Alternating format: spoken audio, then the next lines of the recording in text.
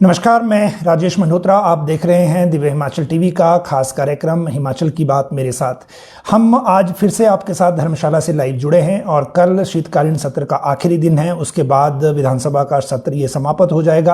13वीं विधानसभा है ये, इसका शीतकालीन सत्र आखिरी है। इसके बाद राज्य सरकार के पास 2 सेशन बचेंगे और वो शिमला में ही होंगे। लेकिन आज जो दिन भर की घटनाएं हैं सदन के अंदर की और सदन के बाहर की भी, उनकी जानकारी आपको देंगे इस कार्यक्रम के माध्यम से। और जो आने वाले दिनों में कुछ बड़ी घटनाएं अब और होने वाली हैं, उनको लेकर भी आज आपको अपडेट देंगे, क्योंकि कुछ चीज़ें जो हैं सरकार में अब चल रही हैं, खासकर क्योंकि सेशन जो है वो अब पूरा होने की तरफ है और अब सरकार वापस शिमला का मूव करेगी। और शिमला पहुंचने के बाद जितने भी काम पेंडिंग हैं, खासकर जेसीसी की बैठक के बाद के फैसलों के बाद से, उनकी एक एक करके जो अपडेट है वो आपको देंगे। और आज भी जो सेशन में हुआ उसकी बात भी करेंगे। अगर हम आज जल्दी जल्दी बात कर लें कि किन किन विषयों पे हम आपके साथ आज चर्चा करेंगे। पहले तो ये कि जितने भी जो मामले हैं आज हाउस में उठे हैं, चाहे वो 3 नए कानूनों की बात हो, जिसमें लोकायुक्त का कानून है, उसके लोकायुक्त के साथ फिर जो मंडी यूनिवर्सिटी है उसके गठन का रास्ता साफ हो गया है। शिमला यूनिवर्सिटी का जो दायरा है उस पर कैंची चल गई है और इन सारे विवादों पर, सारी चर्चाओं में क्या क्या विवाद उठे हैं वो भी बात करेंगे। इसी के साथ जो कैबिनेट की बैठक में, आने वाली कैबिनेट की बैठक में 20 तारीख को सुबह कैबिनेट की बैठक तय हुई है शिमला में, 20 दिसंबर की ये डेट है। और इसमें पे कमीशन के लिए क्या होने वाला है, क्योंकि पे रिवीजन रूल्स का जो मैटर है वो इस कैबिनेट में जा रहा है और इसीलिए जो पे कमीशन को लेकर क्या डिसीजन अब इसमें होगा और किस तरह से लागू करने को बात होगी, उसका बैकग्राउंड आपको देंगे। पंजाब की एक नई नोटिफिकेशन सामने आई है। वैसे अगर हम ओवरऑल पे रिवीजन रूल्स की अमेंडमेंट में देखें तो ये 4थी नोटिफिकेशन है पंजाब की। और हिमाचल में जो फाइनेंस डिपार्टमेंट के लोग भी कह रहे हैं कि पंजाब की नोटिफिकेशन से कन्फ्यूजन अब बढ़ता जा रहा है बजाय कि सॉल्व होने के। तो वो भी बात हम आज आपको बताएंगे कि इस नोटिफिकेशन ने कैसे मामले को उलझाया है, खासकर प्रोबेशन के मामले में। अब ओल्ड पेंशन स्कीम पर सरकार का रुख क्या है, खासकर तब जब मुख्यमंत्री के साथ लोग मिल चुके हैं और उसके बाद इस पे सिर्फ डिसीजन होना बाकी है। जो जेसीसी के बाकी फैसले हैं वो कहां फंस गए हैं, अनुबंध के मामले में जो पीरियड कम करना था और जो जेबीटी का मामला है जिसमें सरकार ने कहा है कि वो रिव्यू पिटीशन फाइल करेंगे, इन दोनों मामलों में क्या नई अपडेट है वो आपको बताएंगे, क्योंकि दोनों ही वर्गों में अब जो सब्र है वो टूट रहा है और इसके कारण आगे किस तरफ को बात जाएगी वो बताएंगे। एचपीयू पे कैंची क्यों चलेगी लेकिन राकेश सिंह आज सदन में क्यों चिल्लाए हैं वो आपको बात बताएंगे। मंडी यूनिवर्सिटी को 150 करोड़ कौन देने वाला है ये बात करेंगे। टूरिज्म के जो प्रोजेक्ट हैं उसमें 4 प्रोजेक्टों को बेचने के जो सदन के अंदर हल्ला हुआ जिसके कारण वॉकआउट भी हुआ, उसकी सच्चाई क्या है और कौन कौन सी प्रॉपर्टीज हैं ये जिनको लेकर ये बात हुई। स्कूल, कौन से स्कूल बंद हुए हैं या आगे होने वाले हैं, और साथ में जो राशन डिपो हैं वो कौन से बंद हो रहे हैं। ये 2 चीजें जो आपके साथ आज बताएंगे। हाई कोर्ट के जज अब लोकायुक्त कैसे बन सकेंगे, आज जो डिस्कशन हुई है, जो पारित हुआ है बिल, उसके बाद कल सीएम सदन में आएंगे, आज की अपडेट क्या थी। 3 नए कानून कल आखिरी दिन सदन में कौन आने वाले हैं उसकी बात करेंगे। और एचआरटीसी पर एक और मुसीबत अब क्या आ गई है वो बात करेंगे। किसानों से पीएम की बात किस तरह से होगी, मौसम का अपडेट देंगे। और कोविड का जो बुलेटिन है वो सबसे लास्ट में लेंगे कि कैसे जो केसेस हैं वो कांगड़ा में कम हैं, सोलन में ज्यादा हैं, लेकिन जो ओमिक्रॉन है वो हिमाचल में एक भी मामला क्यों नहीं है। इन सारी चीजों पे बात करने से पहले आज के जो कोविड का बुलेटिन है, हेल्थ बुलेटिन है, उसकी बात कर लेते हैं। नए केसेस अगर हम देखें तो आज टोटल सैंपलिंग 7113 की थी और 7113 की जो सैंपलिंग है, इस सैंपलिंग में हम अगली जो इसमें बात करेंगे वो सबसे ज़्यादा आज जो टोटल केसेस हैं वो 41 मिले हैं। रिकवरी 105 केसेस की है। इस कारण हमारे यहाँ हिमाचल में जो एक्टिव केसेस हैं अब 500 के नज़दीक आ गए हैं, इनके लगातार कम हो रहे हैं। जो आज 41 केसेस नए मिले हैं इनमें 21 सबसे ज़्यादा सोलन में है 21 केसेस और कांगड़ा में आज 7 ही केस हैं सिर्फ और हमीरपुर में 6 हैं। पर सबसे ज़्यादा केस हैं सोलन में और वो हैं 28। और आज जो जीरो केस जिन जिलों में है वो बिलासपुर, चंबा जीरो है, किन्नौर जीरो है, जो लाहौल स्पीति भी जीरो है, और शिमला और सिरमौर भी जीरो है। लेकिन कोविड मुक्त जिले अब 2 हो गए हैं। लाहौल स्पीति के बाद किन्नौर भी कोविड मुक्त हो गया है और किन्नौर में भी आज जो केसेस हैं वो अब जीरो है और एक्टिव केसेस का मामला जो है और लाहौल स्पीति में भी जीरो है। तो कोविड मुक्त जिले अब 2 हैं हिमाचल में। हालांकि डायनामिक फिगर है, चेंज होती रहती है। एक्टिव केसेस 520 रह गए हैं हिमाचल में अब, और जो टोटल डेथ है, आज टोटल डेथ 2 नई ऐड हुई हैं, तो जो 3845 टोटल डेथ हिमाचल में अब है। अभी अगर हम डेथ की आज की बात करें तो शिमला में 63 ईयर के मेल हैं, टाइप 2 डायबिटीज़ इनको था, डायबिटिक जो और चीज़ें भी, हाइपर थायरॉयडिज्म भी था, थायराइड भी इनको था, और इनको सडन कार्डियोपल्मोनरी अरेस्ट हुआ है। शिमला में ही 52 ईयर की फीमेल भी थी, इनको गैस्ट्रेटिक स्टेज 4 जो बीमारी थी, और जो कोविड निमोनिया साथ में हो गया था। ये दोनों ही केसेस एक तरह से आप कहिए कि कोमॉर्बिडिटी के हैं। आज की वैक्सीनेशन की बात करें तो 7004 नए डोजेज लगे हैं, 1,12,93,616 टोटल डोजेज लग चुके हैं। लेकिन जो फर्स्ट और सेकंड डोज का गैप है हिमाचल में वो 4 लाख का है। 54,44,000 सेकंड डोज है, 58,48,000 फर्स्ट डोज है। तो इसको गैप को कवर करने का सबसे बड़ा चैलेंज अभी है, और ये जब तक पूरा नहीं होता तब तक चीजें ऐसे ही चलती रहेंगी।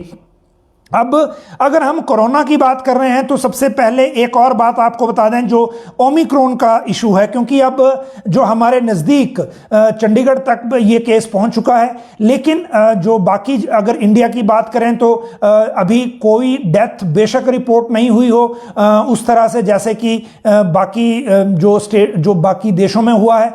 लेकिन जो हिमाचल में जितने भी ओमिक्रॉन के सैंपल दिल्ली भेजे गए थे जीनोम सीक्वेंसेस के, उसमें सारी रिपोर्ट अभी नेगेटिव आई है, और केवल एक दुबई से जो मंडी युवक आया है उसकी सैंपल की रिपोर्ट आना बाकी है। बाकी अभी तक जितने भी सैंपल लिए गए थे 320 लोगों के सैंपल अब तक एनसीडीसी लैब में भेजे गए थे, इन सभी की रिपोर्ट नेगेटिव आई है।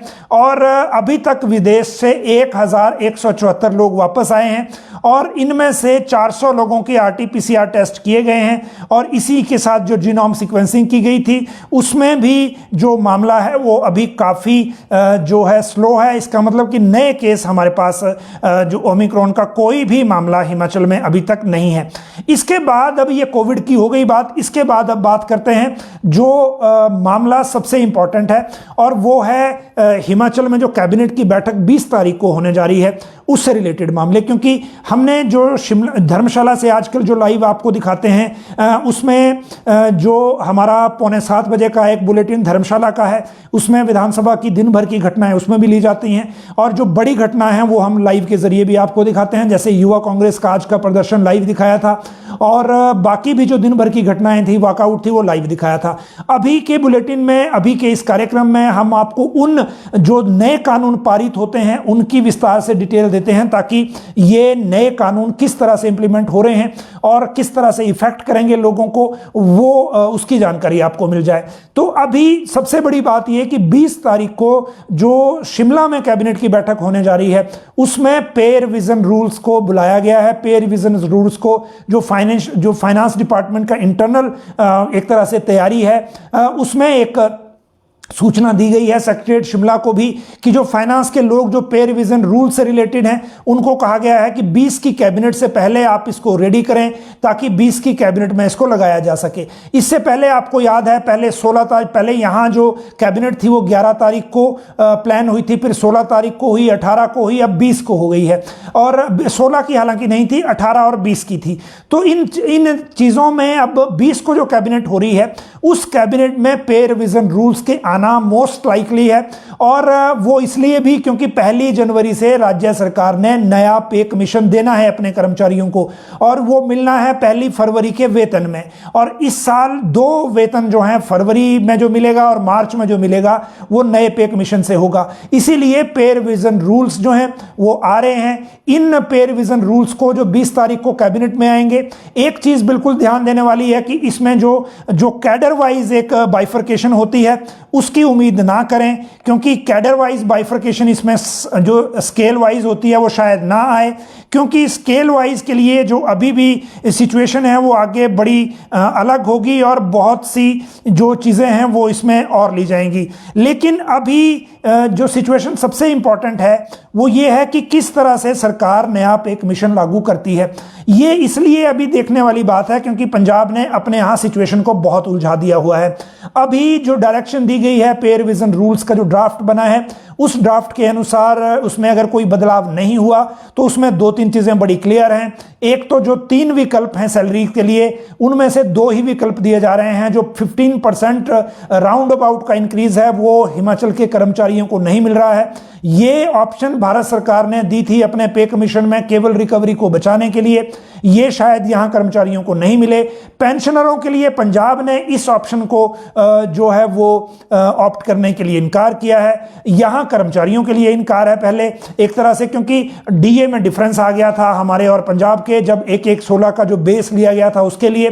तो जो कैबिनेट में जो ड्राफ्ट आएगा वो किस तरह से होगा, क्या उसमें कोई और चेंजेस प्लान किए जाएंगे, कैबिनेट कोई और चेंजेस प्रपोज करेगी, वो भी चीज़ देखने की होगी। लेकिन ये चीज़ हम इसलिए आपको फाइनली बता रहे हैं क्योंकि जेसीसी में जो डिसीजन हुए थे उन डिसीजंस की प्रोसीडिंग के बाद कैबिनेट में विभाग कोई मामले ला पाएंगे या नहीं, इसको लेकर कोई भी बात अभी कहना संभव नहीं है। और इसी कारण जो कैबिनेट वाला अपडेट है वो आपके साथ हमने आज आपको दिया, क्योंकि जो 20 तारीख की कैबिनेट है उसके लिए ये कहा गया है कि पे रिवीजन रूल्स का जितना कि फाइनल हुआ है उसको कैबिनेट के सामने रखा जाए। इससे पहले अगर कोई और बैठक हुई तो हम आपको इसकी जानकारी अलग से देंगे। अभी अगर हम इसी पे रिवीजन के हिसाब से देखें तो पंजाब ने एक और नोटिफिकेशन कर दी है, और वो नोटिफिकेशन हालांकि प्रोबेशन पीरियड को लेकर थी और वो 16/7/2020 के बाद जो 20 तक जो रिक्रूटेड थे उनके लिए थी। हिमाचल में अगर आप देखिए कि प्रोबेशन जो है वो हम जिस वर्ड को प्रोबेशन हम मानते हैं वो ये पंजाब वाला प्रोबेशन नहीं है। ये प्रोबेशन पीरियड वो होता है जैसे आईएएस और एचएएस के लिए दिया जाता है कि अगर वो नौकरी के लिए फिट हैं कि नहीं, वो पहले 2 साल या कुछ साल इनके लिए होते हैं, उसमें चेक किया जाता है। हम सरकारी कर्मचारियों के लिए जो पे बैंड रिवीजन की बात होती है उसके लिए एक पीरियड तय कर देते हैं, फिर उसको ये माना जाता है कि ये प्रोबेशन है, जबकि टेक्निकली वो प्रोबेशन नहीं है। तो ये नोटिफिकेशन हिमाचल में लागू होगी कि नहीं ये बात अलग है, लेकिन इसी कारण पंजाब ने 5/7/2021, 20/9/2021, 3/11/2021 ये 3 नोटिफिकेशन वो कर चुके हैं। अब 13/12/2021 एक और नोटिफिकेशन आ गई, तो ये 4 हो गई अब। और इसीलिए जो कंफ्यूजन है वो बढ़ता जा रहा है, और ये कंफ्यूजन आगे कहां तक जाएगा ये कहना मुश्किल है। लेकिन सारी चीजें जो हैं वो पता चलेंगी जब हिमाचल सरकार अपने हिसाब से अपने यहां जो लागू करेगी इस सिस्टम को, और जो पे रिवीजन रूल्स जब हमारे सामने आएंगे। इसके बाद अगली जो बात है अब वो है ओल्ड पेंशन की। ओल्ड पेंशन को लेकर जब मुख्यमंत्री के साथ डिस्कशन हुआ था, जब ये धरना देने आए थे, उसके बाद उन्होंने नोटिफिकेशन भी करवा ली। ओल्ड पेंशन को लेकर अभी तक जो सेक्रेटरी फाइनेंस की तरफ से नोटिफिकेशन है उसमें सिर्फ ये है कि वो कमेटी बनाएंगे, लेकिन इसका फॉर्मेट क्या होगा, कौन कौन इसमें शामिल होंगे, किस तरह से इसका वर्कआउट होगा, वो आगे अभी तय होना है, क्योंकि कमेटी की फॉर्मेशन की टर्म्स एंड रेफरेंसेस की नोटिफिकेशन नहीं हुई है। हमने मुख्यमंत्री से परसों इस बारे में जब ये जा रहे थे वाराणसी, तब जब बात हुई थी तो पहली बार एक अप्रोच हमें दिखी मुख्यमंत्री की बातचीत में भी, और जो कमेटी को लेकर फॉर्मेशन हुई थी उसको लेकर भी। जब इनसे बात की गई कि जो नोटिफिकेशन है वो तो सिंगल लाइन की है, बाकी उसमें कोई क्लैरिटी हो नहीं रही है, लेकिन पहली बार ऐसा रुख दिखा है, क्योंकि मुख्यमंत्री ने अफसरों को कहा है जो जो एडवाइजरी डिपार्टमेंट हैं, जिसमें ना केवल फाइनेंस बल्कि फाइनेंस के साथ उसमें पर्सनल भी है, उसमें जो लॉ डिपार्टमेंट है वो भी है, सभी को ये कहा गया है कि ओल्ड पेंशन का रास्ता कैसे निकल सकता है, इसके विकल्प दिए जाएं। और ये विकल्प इन अफसरों को, जो कमेटी की फॉर्मेशन होगी, जिस दिन ये फॉर्मेशन होगी उस दिन फॉर्मेशन का जो स्ट्रक्चर है वो इन ऑप्शन के हिसाब से रखा जाएगा। इनके साथ इनको जो मुख्यमंत्री कार्यालय से डायरेक्ट किया गया है वो ये भी कहा गया है कि पड़ोस के राज्यों में जब ये डिमांड उठी है तो उन्होंने इसके बारे में क्या किया है। मान लीजिए पंजाब ने, क्योंकि बड़ी सारी चीज़ें ऑप्शन कर ली हैं, वो अब क्या कर रहे हैं। उत्तराखंड जहां बीजेपी शासित राज्य है, उनके पास वहां जो एसोसिएशन है वो भी काफ़ी एक्टिव है, और वहां जो ज्ञापन है वो भी सरकार को बहुत मिले थे। वो क्या कर रहे हैं? हरियाणा जो बीजेपी की सरकार है वो क्या कर रही है? मुख्यमंत्री का यहां तक कहना था कि वो यूपी जा रहे हैं और जो ये वाराणसी में जो सम्मेलन है इसमें वो एक पॉसिबिलिटी देखेंगे कि यूपी सरकार के जो अफसर हैं वो इसमें क्या सोचते हैं और क्या करने जा रहे हैं। इसी के साथ एक और चीज सरकार के ध्यान में है कि अगर राज्य सरकार ओल्ड पेंशन को लेकर कोई बड़ा स्टेप यहां ले लेती है तो उसके नेशनल इफेक्ट क्या होंगे, खासकर बीजेपी शासित राज्यों में। क्योंकि जो केंद्र सरकार है वो ओल्ड पेंशन को लेकर बिल्कुल भी इंटरेस्टेड नहीं है। जितने भी संसद में सवाल पूछे गए, चाहे वो राज्यसभा में है चाहे लोकसभा में है, हिमाचल सरकार ने जो ये सवालों के रिप्लाई हैं इनका एनालिसिस करने के लिए भी कहा है फाइनेंस डिपार्टमेंट को। और जो डिस्कशन हुआ है अफसरों के साथ प्राइमरी तौर पे, सारी ऑप्शन जितनी भी ओल्ड पेंशन को लेकर बाकी राज्यों या भारत सरकार में चल रही है उन सभी को डिस्कस करने के लिए कहा गया है ताकि कोई रास्ता इसमें देखा जाए। एक और चीज जो बात कही गई, क्योंकि ये मुख्यमंत्री के साथ जो अफसरों की बैठक हुई थी इसी में ये बात आई थी और किसी अफसर ने ये बात कही वहां पर कि जो एनपीएस के लोग आपसे मिलने आए थे उन्होंने उस मीटिंग में शायद कहा होगा, जो हमारे दर्शक साथी हैं जो एनपीएस में हैं और जो पदाधिकारी भी हैं जो वहां मिलने भी आए थे मुख्यमंत्री से, शायद इन्होंने एक बात कही थी कि जो एनपीएस के लिए अभी तक सरकार कंट्रीब्यूट कर चुकी है वो 700 करोड़ प्लस अमाउंट है जो सरकार कंट्रीब्यूट इसमें कर रही है। और जो सरकार ने कहा है कि एनुअली 500 करोड़ का वजन पड़ेगा और 2000 करोड़ एरियर में लगेगा। तो क्या उस 700 करोड़ को ऐड करके या कोई और बीच में से रास्ता निकाल कर क्या कोई ऐसा तरीका बन सकता है जिसमें एरियर का जो बर्डन है उसको कम किया जाए एक तरह से और ओल्ड पेंशन को लेकर हम सोच सकें? ये सारी चीजें डिस्कशन में हैं और अब ये तय करना है सरकार को कि जो कमेटी है उसका फॉर्मेशन क्या होगा। जहां तक बाकी राज्यों का फीडबैक है वो भी इसी कमेटी को लेना है और जो केंद्र सरकार क्या सोचती है इस बारे में वो भी इन्हीं को तय करना है। तो ये ओल्ड पेंशन की अपडेट हो गई। इसी के बाद अगर हम जेसीसी की बात करें कि जेसीसी में जो फैसले लिए गए थे वो कहां रह गए, बहुत सारे दर्शक इस बारे में पूछते रहते हैं, हमारे साथ भी बातचीत होती रहती है। यहाँ विधानसभा सत्र के लिए जो लोग आए थे, सीनियरिटी वाले लोग भी यहाँ मिले थे आके, जिनको लेकर कमेटी बनाने के लिए कहा गया था। जो कॉन्ट्रैक्ट वाले हैं उनका तो सब्र वैसे ही टूट गया है क्योंकि आज उन्होंने प्रेस नोट जारी कर दिया कि जो बैकडेट से रेगुलराइजेशन है 2 साल वाली 30 सितंबर से, उसको जल्दी नोटिफिकेशन जारी की जाए क्योंकि जेसीसी के मिनट्स तो ऑलरेडी डिलेड हो गए हैं। लेकिन दूसरी तरफ जो जेबीटी वाले हैं, जेबीटी वालों को जो कहा गया है वो भी इसी के साथ हम ले लेते हैं। जेबीटी का जो डिसीजन आया था उसके बाद राज्य सरकार ने कहा था कि हम पुनर्विचार याचिका दायर करेंगे और वहां नहीं बनी बात तो एसएलपी में जाएंगे, लेकिन अभी तक पुनर्विचार याचिका दायर नहीं हुई और इनका भी जो पेशेंस का लेवल है अब वो टूट रहा है। आज इन्होंने भी, जेबीटी वालों ने भी प्रेस नोट जारी करके कहा है कि 2 तरह का जो फॉर्मूला है वो नहीं चलेगा और जो सरकार है वो तय करे कि उन्होंने करना क्या है, अदरवाइज वो भी संघर्ष का जो रुख है वो भी अपनाएंगे। तो ये दूसरी बात है। मुझे लगता है जेबीटी वाले इसलिए परेशान हैं क्योंकि जो जोधपुर वाला जो केस है, राजस्थान वाला, वो सुप्रीम कोर्ट चला गया है और अगर यहां पर भी पुनर्विचार याचिका में बात नहीं बनी तो वहां जाना पड़ेगा और एसएलपी अगर वहां गई तो ये केस क्लब भी हो सकते हैं। केस क्लब हुए तो सुनवाई में डिलेड होगा और जेबीटी की जो भर्तियां हैं वो फंस जाएंगी और जिन भर्तियों को लेकर जो ऑलरेडी सारी चीजें हो चुकी हैं, चाहे वो कमीशन की हों चाहे बैच वाइज की हों, वो फिर दोबारा अटक जाएंगी। तो अब इन्होंने भी आज इस तरह से अपना रुख स्पष्ट कर दिया। बात यह है कि जेसीसी को लेकर सबसे बड़ी जो हिंड्रेंस है वो था विधानसभा का सत्र, जो शीतकालीन सत्र धर्मशाला में था, क्योंकि जितनी भी प्रोसेस इसमें किया गया, जो ब्रांच थी पर्सोनल की, उन्होंने प्रोसीडिंग बना के दे दी अपने एसीएस को, प्रबोध सक्सेना को, लेकिन प्रबोध सक्सेना 3 दिन वहां बाकी मीटिंगों में बिजी रहे और उसके बाद उन्होंने अपनी ब्रांच को कहा था कि वो इस पे बैठक करना चाहेंगे पहले अपनी ब्रांच से, क्योंकि कुछ चीजें इसमें मॉडिफाई करनी है और उसके बाद फाइल चीफ सेक्रेटरी को जानी है, फिर सीएस को जाएगी, सीएस से सीएम ऑफिस को जानी थी। तो ये प्रोसेस इतना लंबा था कि ये धर्मशाला में नहीं हो सकता था, इसीलिए शिमला वापस जाने का इंतजार है। अब कल का दिन आखिरी है सत्र का, परसों से सरकार शिमला में जाएगी और आप ये मानिए कि अगर 15 को ऑफ हो रहा है, 16 को सारे दफ्तर पहुंच नहीं पाएंगे, 17 को दफ्तर पहुंचेंगे और 20 को कैबिनेट है, बीच में संडे भी आएगा। तो इन सारी चीज़ों के हिसाब से क्या चीज़ें हो पाती हैं या नहीं वो कहना मुश्किल है, लेकिन अभी भी ये उम्मीद कम है कि फाइनेंस के मैटर के अलावा, फाइनेंस और पर्सनल के मैटर के अलावा कोई भी मैटर जेसीसी की इस बैठक में जो शिमला में होगी, कैबिनेट की बैठक शिमला में जो होगी, उसमें जेसीसी के फैसलों को लेकर कोई चीज़ आती है कि नहीं, इस पर अभी संदेह है। अब कैबिनेट पूरी तरह से विधानसभा सेशन की टेक्निकल बात करते हैं जो आज सत्र के दौरान हुआ, और जो आपको जानना जरूरी है कि जो कानून नए पारित हुए वो कैसे आपको इफेक्ट करेंगे। आज 3 विधेयक पारित हुए हंगामे के बाद, विपक्ष के विरोध के बावजूद। पहला था लोकायुक्त का।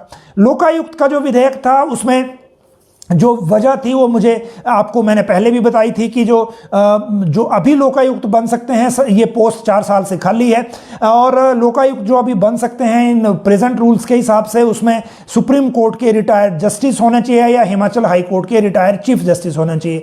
अब सरकार ने जो अमेंडमेंट की उसमें हिमाचल हाई कोर्ट के सिटिंग जज या रिटायर्ड जज ये दोनों ही लोकायुक्त हो सकते हैं, तो ये अब चेंज किया गया है। लेकिन इसमें बहस बहुत हुई, और बहस का जो वजह थी वो ये थी कि सब ने अलग अलग बात कही। कांग्रेस के जो जगत सिंह नेगी हैं उन्होंने कहा सदन में कि ये लोकायुक्त वैसे भी हिमाचल में सफ़ेद हाथी है क्योंकि इसने आज तक किसी को टांगा नहीं, और जो किसी को बैकडोर से लगाने के लिए ही व्यवस्था की जा रही है। क्यों सरकार को पूरे देश में कहीं भी रिटायर्ड चीफ जस्टिस या जस्टिस नहीं मिल रहे हैं, ऐसा कैसे हो सकता है। हर्षवर्धन चौहान एक कदम आगे चले गए, इन्होंने जुडिशरी पर भी कमेंट कर दिया और कहा कि 1985 में वीरभद्र सिंह ने जब ये बनाया था तो उसमें आज संशोधन हो रहा है, और ये इसलिए इस स्ट्रक्चर ऐसा रखा गया था ताकि क्रेडिबिलिटी रहे लोकायुक्त की, क्योंकि हिमाचल हाई कोर्ट में जो जज कैसे बनते हैं वो सबको पता है। एक इन्होंने ये कमेंट किया। दूसरी तरह से ये भी कह दिया कि जो सोच समझ कर ये रखा गया था क्रेडिबिलिटी के लिए, और ये संशोधन जो है वो लोकायुक्त को कमजोर करेगा।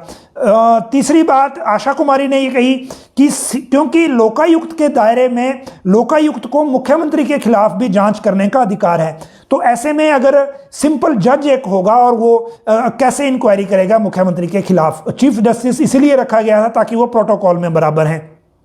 तो इसीलिए आशा कुमारी ने कहा कि आप इसको आउटराइटली विड्रॉ करिए। जो राकेश सिंह हैं उन्होंने इसमें अमेंडमेंट भी दी हुई थी।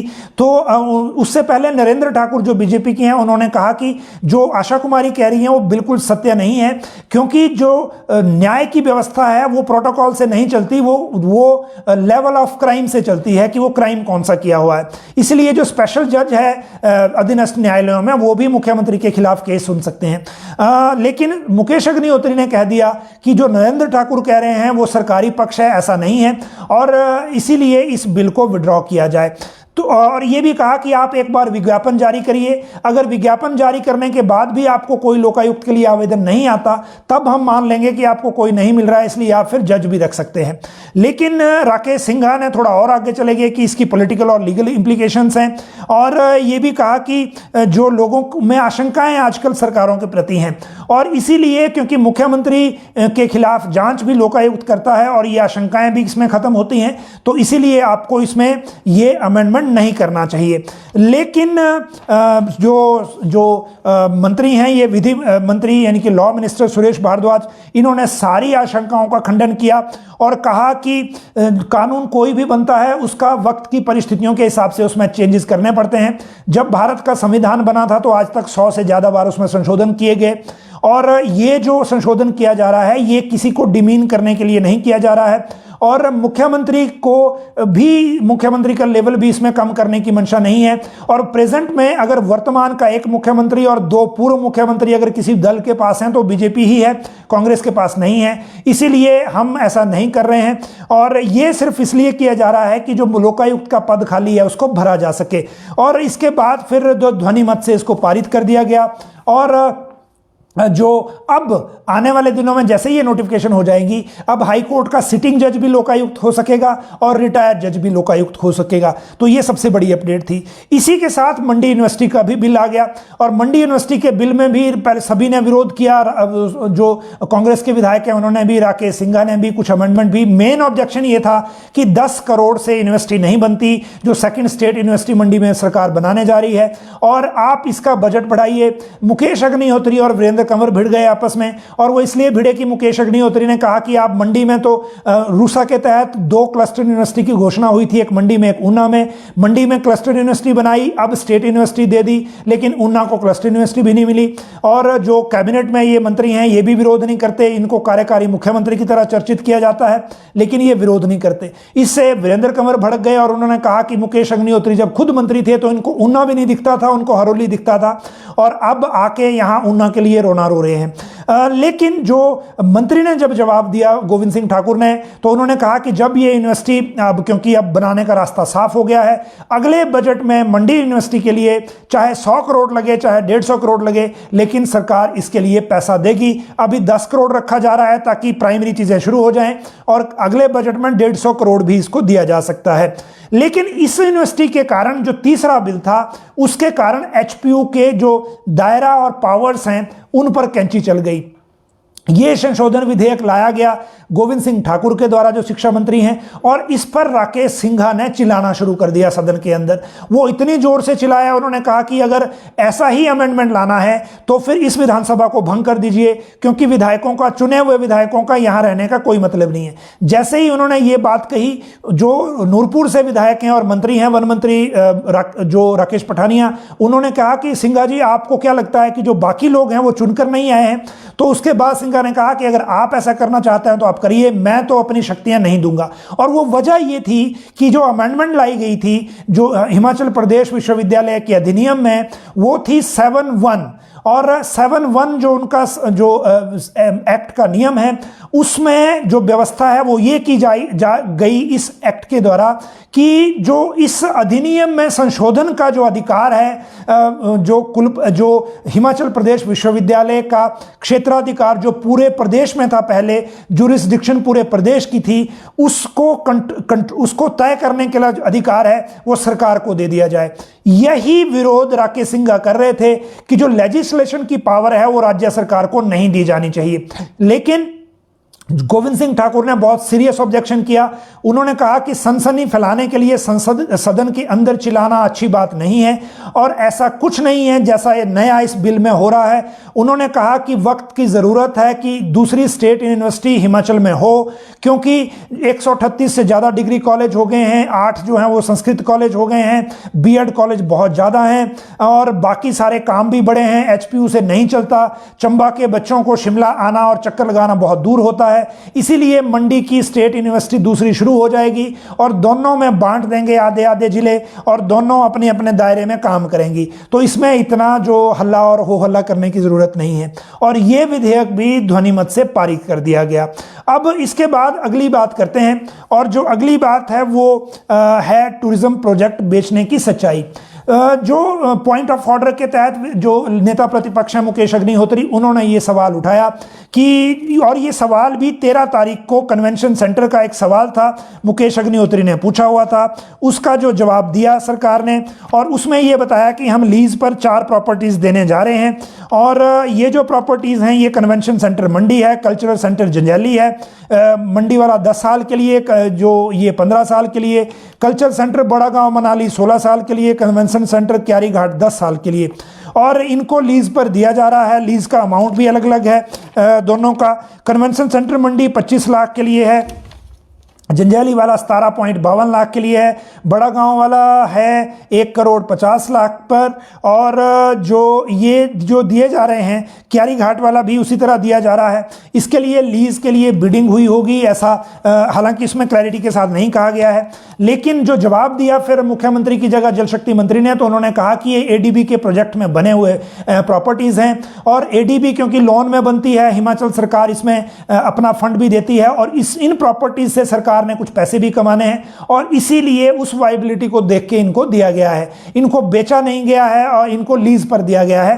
प्रॉपर्टीज जो हैं वो सरकार की ही हैं और सरकार की ही रहेंगी। जो भी एक बार लेसी होता है वो हमेशा ही लेसी होता है, यानी कि लीज उसको मिलती है, तो इसमें बेचने जैसी कोई बात नहीं है और ये सदन को गुमराह किया जा रहा है। लेकिन एक बात जरूर है कि अगर करोड़ों की प्रॉपर्टी बना के इसी तरह लीज पर देनी है तो फिर लीज पे बिल्ट, ऑपरेट एंड ट्रांसफर पे क्यों, बीओटी पे क्यों नहीं बनाई गई, और इस तरह के कई सवाल इसमें जरूर उठते हैं।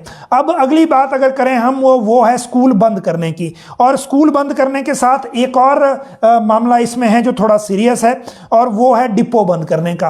आज जो रिप्लाई दिया गया है ये क्वेश्चन आवर का रिप्लाई है और ये सवाल लगे नहीं थे। वैसे एक सवाल था ये स्कूल बंद करने का और ये जो सवाल है ये इसमें ये बताया गया कि नरेंद्र ठाकुर जो हैं बीजेपी के विधायक हमीरपुर से, उन्होंने ये पूछा था और इसमें यह बताया गया कि सरकार ने अब तक 243 स्कूल बंद किए हैं। ये प्राइमरी स्कूल हैं और इनमें 0 से 5 का एनरोलमेंट था, या तो इनमें बच्चे नहीं थे या इनमें 5 से कम बच्चे थे, ये बंद कर दिए गए हैं। इनकी जो प्रॉपर्टीज हैं, स्कूल भवन हैं, या तो वो पंचायत को या आंगनबाड़ी केंद्र को ट्रांसफर हो रहे हैं। 157 स्कूलों के ट्रांसफर हो गए हैं, या तो पंचायत को या आंगनबाड़ी केंद्र को, और 40 जो बाकी हैं उनकी 41 की अभी ट्रांसफर होनी है। तो ये एक बात हो गई। इसी के साथ डिपो बंद करने का जो मैटर है वो भी आया था और ये जो मैटर है वो 16/7/2019 का बीओडी का डिसीजन है कि जो डिपो घाटे में चल रहे हैं, यानी कि उचित मूल्य की दुकानें, उनको बंद कर दिया जाए। इसमें 59 जो उचित मूल्य की दुकानें जो घाटे में चल रही हैं उनको जो बंद करने का फैसला हुआ है और ये राजेंद्र सिंह ये हैं गर्ग, इन्होंने ये जो जवाब दिया है। और इसी के साथ एक और बात इन्होंने कही है, लेकिन इनको बंद करना तभी बंद करेंगे जब इनका विकल्प मिल जाएगा। यानी कि विकल्प का मतलब यह है कि जब इनका जो कोई और माध्यम इस दुकान को चलाने के लिए मिल जाएगा तो फिर इनको जो खुद चला रहे हैं उनको बंद कर दिया जाएगा। अब इसके बाद अगली बात अगर हम करें तो वो लोकायुक्त वाली बात हो ही गई। इसके बाद मुख्यमंत्री की करते हैं। सीएम आज काशी में थे और काशी में तो मुख्यमंत्री काउंसिल जो थी, मुख्यमंत्री परिषद, उसमें प्रधानमंत्री के साथ इनका इंटरेक्शन हुआ और उसके बाद जो दूसरा इनका दौरा था वो था काशी विश्वनाथ मंदिर में इन्होंने दर्शन किए, पत्नी समेत गए हैं और प्रधानमंत्री के साथ भी मिले थे और इनका एक फोटोग्राफ भी आया है जो अपनी धर्मपत्नी के साथ ये पीएम से मिल रहे हैं। हालांकि इन्होंने वहां पर भाजपा शासित राज्यों का जो के मुख्यमंत्रियों का जो ये परिषद की बैठक थी, इसमें विभिन्न जो स्कीमें हैं वो कैसे चल रही हैं उनकी बात की। प्राकृतिक खेती, जो शून्य बजट प्राकृतिक खेती है, उस पर प्रेजेंटेशन भी दी गई और इसको काफ़ी सराहना भी मिली वहाँ पे। और इसके साथ जो किसानों को और जागरूक किया जा रहा है इसको लेकर, इसको जो जोड़ने को लेकर, और फसल विविधीकरण का जो मामला है वो एक उसमें प्रमुखता से उठाया गया। एक और डाटा वहाँ रखा गया कि किसानों की आय में प्रदेश में 63.6% की वृद्धि अब तक हुई है। ये इस दौरान बात रखी गई। लेकिन इसमें बड़ी खबर यह है कि कल मुख्यमंत्री सदन में आ रहे हैं, जो लास्ट डे विधानसभा का है, और जो प्रोग्राम उनका जारी हुआ है उसके मुताबिक 14 तारीख को आज 7:50 पे इन्होंने वाराणसी एयरपोर्ट से दिल्ली के लिए आना था और ये इंडिगो की फ्लाइट से और दिल्ली ये पहुंच गए हैं। वहाँ से कल अब सुबह ये 7 बजे जो दिल्ली का एयरपोर्ट है वहाँ से चलेंगे और फिर धर्मशाला का जो ग्राउंड है स्पोर्ट्स वाला वहाँ उतरेंगे। 8:45 पे लैंडिंग है और उसके बाद ये धर्मशाला में होंगे और पूरे दिन कल का सेशन अटेंड करेंगे। और ये आखिरी दिन है, ये अच्छी बात भी है, कल ये सेशन अटेंड करेंगे, तो ये सूचना आपको देनी थी। लेकिन कल सेशन में होगा क्या, ये भी बड़ी इंपॉर्टेंट बात है। कल सेशन में एक तो 3 नए कानून हैं, एक तरह से 2 इसमें नए बनेंगे, एक जो एक्सटेंड होगा ये रेवेन्यू मिनिस्टर का है। 8 अगस्त 2021 को सदन में ये रखा गया था। हिमाचल प्रदेश भूजोत अधिनियम सीमा अधिकतम सीमा संशोधन विधेयक 2021, और ये जो टी एस्टेट थी उनको लेकर था। और जो ये टी एस्टेट वाला था ये उस टाइम भी इसका काफ़ी विवाद हुआ था, इसको फिर सिलेक्ट कमेटी को भेजना पड़ा था। इसीलिए इसका जो टाइम लिमिट पूरी हो रही थी, इसको 6 महीने इसको और बढ़ाया जा रहा है समीक्षा अवधि इसकी बढ़ाने के लिए, तो उसके लिए ये आ रहा है कल। लेकिन इसके साथ और जो प्रस्ताव लगे हैं वो तो क्योंकि कल लास्ट डे है इसलिए प्रस्ताव ये रिटर्न में ही लगेंगे, लेकिन दो जो विधेयक और लग रहे हैं वो हैं जो एक मैंने आपको कल बताया था, और जो कल वाला जो है वो है एग्जैक्ट इसका नाम हिमाचल प्रदेश आबादी देह अधिकार अभिलेख विधेयक। इसमें जो गाँव में जमीन है जिसमें मालिकाना हक की जगह आबादी देह लिखा होता है और कब्जे की जगह स्वयं लिखा होता है, उसमें जो व्यक्ति जिसकी वो जमीन है उसी का कब्जा उसमें और एंट्री होनी है ताकि जो जमीन के अगेंस्ट लोन लेना और बाकी चीज़ों में उसको उसका फायदा मिले। तो वो एक है। और सेकंड जो है वो टेक्निकल यूनिवर्सिटी का है, और टेक्निकल यूनिवर्सिटी का ये है सिर्फ इसमें कि टेक्निकल यूनिवर्सिटी में अगर वीसी नहीं हो तो उनको उसका जो चार्ज है वो किसको दिया जाए, ये एक्ट में पहले प्रावधान नहीं था, अब इसमें ये प्रावधान किया जा रहा है। तो कल जो असेंबली में होना है वो ये है। और इसके साथ अगर एचआरटीसी की जो मुसीबत है उसकी अगर हम बात करें तो कल से जो तकनीकी कर्मचारी हैं एचआरटीसी के, वो पीस मिल कर्मचारियों के बाद वो भी 2 घंटे की हड़ताल पे जा रहे हैं शुरू में, और इससे जो एचआरटीसी के जो बसें हैं उनकी रिपेयर में दिक्कत आएगी। पहले ही इनकी बहुत सारी बसें खड़ी हो गई हैं और अब ये और परेशानी इसके साथ होगी। पीएम का जो कार्यक्रम है 16 दिसंबर को एक कार्यक्रम होगा प्राकृतिक खेती पर, 72,000 किसान इसको सुनेंगे, और इसमें हिमाचल के किसान हैं वो भी जुड़ रहे हैं क्योंकि हिमाचल में प्राकृतिक खेती को पूर्व राज्यपाल जो थे आचार्य देवव्रत, उनके दौर पर उनके हिसाब से हमने ही इसको यहाँ शुरू किया था। हिमाचल प्रदेश के 72,000 किसान वर्चुअल मोड से इस कार्यक्रम से जुड़ेंगे और इस कार्यक्रम को सुनेंगे। ये प्री वाइब्रेंट गुजरात समिट जो है उसका एक पार्ट है और यहाँ पूरे इंतजाम किए जा रहे हैं किसानों को इससे जोड़ने के लिए। अगर हम मौसम की बात करें तो अगले 3 दिन बारिश बर्फबारी के आसार हैं और 18 दिसंबर तक मौसम खराब रहेगा, ठंड अभी और बढ़ेगी। इसके साथ एक और बात जो हमने आपके साथ करनी थी वो ये कि इस कार्यक्रम में हम आपको जो क्वेरीज आपकी जो रिप्लाई करते हैं और क्वेरीज जो आपकी लेते थे वो जो हम धर्मशाला से नहीं ले रहे हैं, और उसकी जो सबसे बड़ी वजह है वो ये है कि जो ऑफिसर हैं सारे वो धर्मशाला आए हुए हैं विधानसभा सेशन को लेकर, और सेशन के दौरान कोई भी अफसर जो हैं वो इंफॉर्मेशन का जो सिस्टम है वो उतना स्मूथ इसलिए नहीं होता क्योंकि सेशन के दौरान और तरह के विवाद होने का खतरा रहता है। और वैसे भी सेशन जब चल रहा हो तो फर्स्ट राइट एमएलएस का है और हम वो राइट अभी रिजर्व कर रहे हैं विधायकों के लिए ही, और विधायिका का भी सम्मान इस तरह से करना चाहिए क्योंकि हमारे लिए तो अब कल के बाद फिर पूरा एक तरह से सिस्टम खुल जाएगा। और उसके बाद शिमला में जो भी एक्टिविटी सरकार की होगी, चाहे वो कैबिनेट को लेकर हो, जेसीसी को लेकर हो, पे कमीशन को लेकर हो, या बाकी जो पेंडिंग मैटर चल रहे हैं हाई कोर्ट्स के उनको लेकर हो, तो वो हम आपको फिर जानकारी उस तरह से देंगे। जो जेई टर्मिनेशन केस था जो आज प्रोनाउंसमेंट के लिए लगा हुआ था, उसमें जो आज हमने हाई कोर्ट की वेबसाइट चेक की तो उसमें डिसमिस्ड हो गया है, ये इसका मतलब जजमेंट आ गई है, लेकिन ऑनलाइन अभी शायद चढ़ी नहीं है, इसलिए थोड़ा इंतजार आपको करना है। उसकी जानकारी भी हम आपको देंगे उसका क्या हुआ, क्योंकि उस केस के साथ जो बाकी अटैच्ड हैं, जैसे जो बाकी इंतजार कर रहे हैं, जैसे जल शक्ति वाला भी है या डिग्री वर्सेस डिप्लोमा के बाकी डिपार्टमेंट्स में भी केस चल रहे हैं, तो उसके साथ भी हम लगातार अटैच्ड हैं ताकि आपको उसकी जानकारी दी जा सके। जो आपकी क्वेरीज हैं वो एक साथ लेंगे, लेकिन कल आखिरी दिन है, उसके बाद फिर जिस तरह से हम पहले उन चीज़ों को सुनते थे फिर से सुनेंगे। आप सब लोग लाइव जुड़े, बहुत बहुत धन्यवाद। कल फिर मिलेंगे इसी समय इसी प्लेटफॉर्म पे, तब तक के लिए शुक्रिया।